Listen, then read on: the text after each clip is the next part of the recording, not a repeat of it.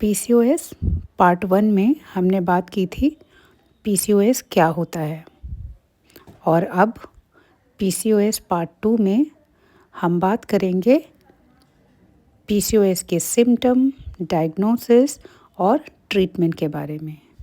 So let start.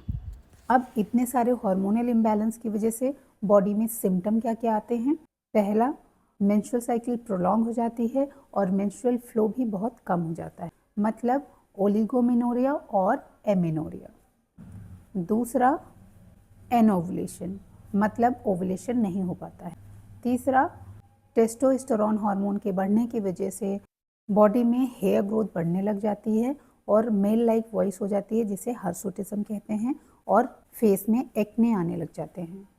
चौथा, body में कहीं कहीं पे ब्लैक कलर के मार्क्स आने लग जाते हैं, जैसे नेप ऑफ नेक में, एक्सिलरी एरिया में और ग्रोइंस में, जिन्हें हम एकैंथोसिस निग्रिकेंस भी कहते हैं। अब बात करते हैं कि पीसीओएस को डायग्नोस कैसे करेंगे। ज़्यादातर क्या होता है कि लोग सिर्फ एक अल्ट्रासाउंड देख करके बोल देते हैं कि अरे तुम्हें तो पीसीओएस है। तो केवल एक अल्ट्रासाउंड के बेसिस पे आप पीसीओएस नहीं डिक्लेयर करोगे। इसके लिए एक क्राइटेरिया होता है जिसे रॉटरडैम क्राइटेरिया बोलते हैं। इसमें डायग्नोसिस के लिए 3 में से कोई 2 चीज़ें होनी ही चाहिए।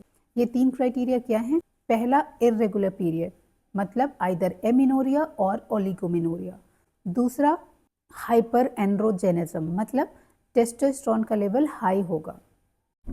तीसरा, अल्ट्रासाउंड में पॉलीसिस्टिक ओवरी मिलेंगी, मतलब मोर और इक्वल टू 20 फॉलिकल मिलेंगे जिनका साइज 2 to 9 mm होगा, और ओवरी का वॉल्यूम मोर देन 10 cc मिलेगा। इन तीनों में से अगर कोई 2 फीचर मिल रहे हैं तो ही आप डिक्लेयर करोगे कि पीसीओएस है। अब बात करते हैं पीसीओएस का ट्रीटमेंट क्या है। पीसीओएस का कोई क्योर नहीं होता है, पीसीओएस को मैनेज किया जाता है। जैसे डायबिटीज़ और हाइपरटेंशन होते हैं, उनको क्योर नहीं किया जा सकता, लेकिन हाँ प्रॉपर ट्रीटमेंट के साथ उनको कंट्रोल किया जा सकता है, मैनेज किया जा सकता है। पीसीओएस को कैसे मैनेज करना है?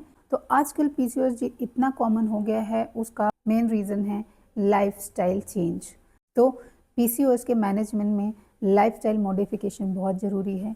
इसके लिए आप न्यूट्रिशियस फूड लें, बहुत ऑयली, फैटी, सुगरी फूड या बाहर का कैंड फूड ना खाएं, सेडेंट्री लाइफस्टाइल को चेंज करें, एक्टिव रहें। इसके अलावा कुछ मेडिकेशन भी हैं जिसके लिए आप अपने डॉक्टर से जाके कंसल्ट करिए।